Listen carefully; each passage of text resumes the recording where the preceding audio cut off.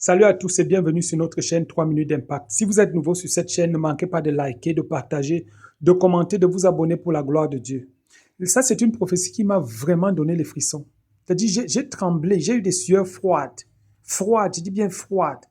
Quand j'écoutais cet homme de Dieu parler. Parce que pendant qu'il parlait, j'ai d'abord vraiment eu dans mon cœur, j'ai senti qu'il est vrai. J'ai senti que c'est un homme de Dieu personnellement que moi je ne connais pas. Je ne connais pas. La Bible dit vous allez les reconnaître par leurs fruits. Mais sa façon de parler, et puis j'ai une conviction, c'est pour cette raison que moi je publie ceci. Je publie. Et généralement, quand je publie des prophéties sur des hommes de Dieu, je ne dis pas souvent, voilà, j'ai eu la conviction que celui-ci est comme ça, ainsi de suite. Parfois, il y a des prophéties que je publie. Vous-même, vous discernez si c'est un homme de Dieu ou bien une femme de Dieu qui a prophétisé, ainsi de suite. Voilà. Alors, il annonce des choses terribles qui sont en vue, qui sont déjà arrêtées dans le monde spirituel. Des choses que Dieu veut faire.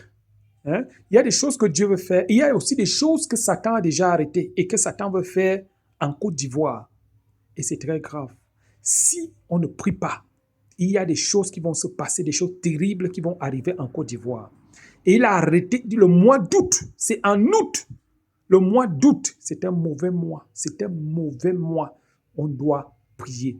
Donc, je vous laisse écouter cet homme de Dieu et n'hésitez pas de dire en commentaire ce que vous en pensez. Est-ce que vous êtes convaincu par rapport à cette prophétie? Est-ce que cet homme de Dieu a déjà eu à faire des prophéties qui se sont accomplies?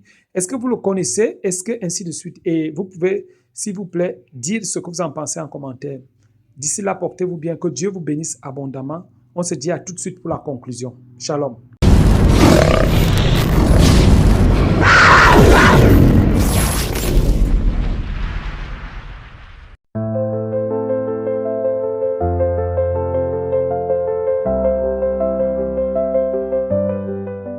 Côte d'Ivoire. Cette année électorale 2025 sera une année électorale avec beaucoup de controverses. Controverses sur la liste électorale, controverses sur les conditions d'authentification des suffrages, parce que les structures qui vont discuter et qui vont essayer de valider les élections vont refaire encore un travail. Ça va envoyer beaucoup de polémiques. C'est une année de controverses électorales. Pendant que le Seigneur me montrait dans le monde spirituel un parchemin, je voyais le parchemin. Quand je regardais le parchemin, il dit, fils d'homme, suis le parchemin avec tes yeux. Je suivais avec mes yeux, et en regardant le parchemin, arrivé à cet moment, le parchemin présentait des dates. Et j'ai vu le jeu des alliances commencer à se manifester. Et Dieu m'a dit, regarde, qu'est-ce que tu vois? Et puis j'ai dit, je vois un triangle. Il dit, que comprends-tu, fils d'homme? Je ne le sais, tu le sais. Et puis il m'a dit, je vais t'expliquer. Il a commencé à me parler.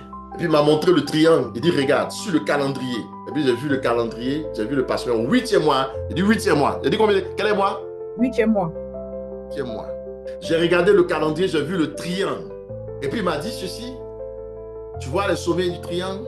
J'ai dit oui. Et puis quelle vois-tu là? Et puis je vois les 3 grands partis majeurs de la Côte d'Ivoire. Il m'a dit c'est ça. Le PDCI, le FPI, aujourd'hui qui est devenu PPACI. parti de PPACI, président Laurent Gbagbo, PDCI avec Thiam, et puis l'autre avec Alassane Ouattara. Je voyais le triangle. Et puis il m'a dit, regarde le jeu des alliances. Numéro 1, au sommet, c'était FPI RDR. Ils ont fait une alliance au début. Ensuite, cette alliance n'a pas tenu. Ensuite, il y a eu une alliance PDCI RDR, qui est devenue RHDP. Et puis il m'a dit, quelle autre alliance reste-t-il pour terminer le triangle? Et puis j'ai dit, c'est FPI, PDCI. Il m'a dit, c'est ça qui va terminer le triangle. Et c'est un triangle trinitaire. C'est ce triangle trinitaire que j'attends pour pouvoir opérer et faire entrer la Côte d'Ivoire dans un grand changement. Et puis il m'a dit, il y aura un jeu d'alliance. Et ce jeu d'alliance a commencé et ça va commencer, ça va trouver son apogée vers le mois d'août.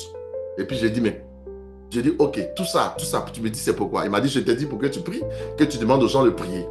Il y a des choses qui peuvent changer dans le spirituel. Il y a des gens, il y a des prophéties qui sont des arrêts, il y en a qui ne sont pas des arrêts. Il m'a dit, ça, ce n'est pas un arrêt. Mais, c'est important. C'est ce que je veux faire.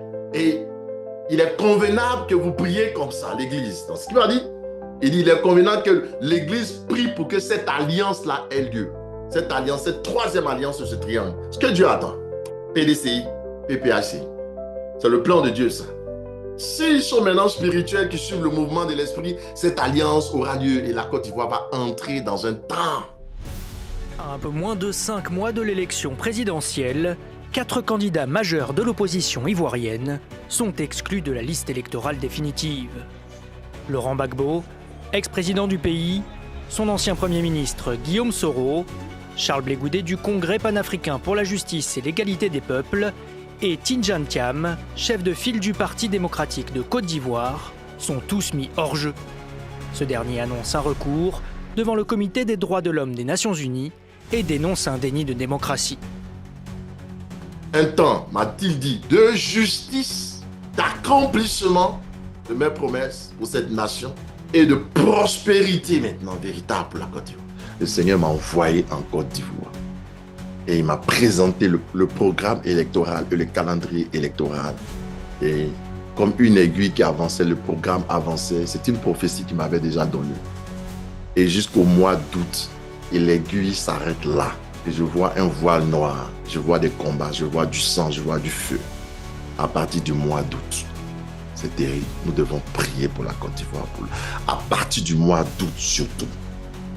Et dans la suite, parce que c'est comme un blackout. Le calendrier s'est arrêté électoral, comme le temps s'est arrêté. Et la troisième vision que j'ai vue, dans cette vision, je voyais le président Laurent Gbagbo en Côte d'Ivoire qui marchait. Et pendant qu'il marchait, il avait une canne à la main. On était au mois de juillet, dans la deuxième moitié du mois de juillet 2025. Et des militaires sont venus avec des personnes qui étaient en civil, ont pris sa canne. Il y a une personne qui a pris la canne et lui a donné un coup dans le dos et un coup au niveau des pieds et il est tombé. Et l'ange m'a dit, regarde, ne le laissez pas mourir. Et l'ange m'a dit, si vous priez, je vais retirer la canne, je vais le relever et je lui donnerai un trône. Car j'ai vu son cœur, j'ai vu son projet pour la nation. Et Dieu a dit, priez pour lui, pour mon serviteur. Il y avait des candidats au poste électoral et c'est comme ils ont tous disparu. Mais je vois le président Laurent Gbagbo en plein sorti et il a dit, il faut prier pour lui. Il faut prier pour lui. Je vous dis ces choses, je ne fais pas la politique. Je vous dis juste ce que Dieu m'a dit. Je suis un prophète de Dieu. Alors je voudrais que nous prions pour la Côte d'Ivoire. Nous prions pour le président Laurent Gbagbo. Nous prions pour les politiciens. On va profiter pour prier pour tout le monde. Mais que Dieu vraiment accomplisse ce qu'il veut accomplir.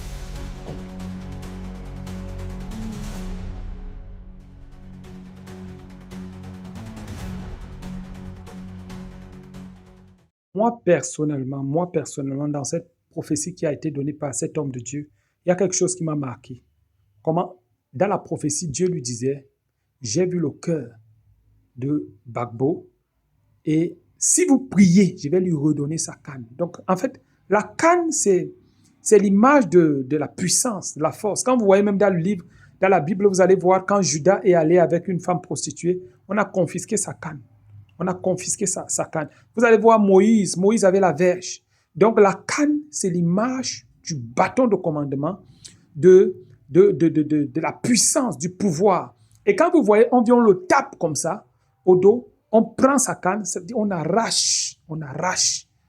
Donc, en fait, cet homme de Dieu a dit, on doit prier pour que les plans parfaits de Dieu s'accomplissent. Il a dit, lui ne fait pas la prophétie, il est un prophète de l'Éternel.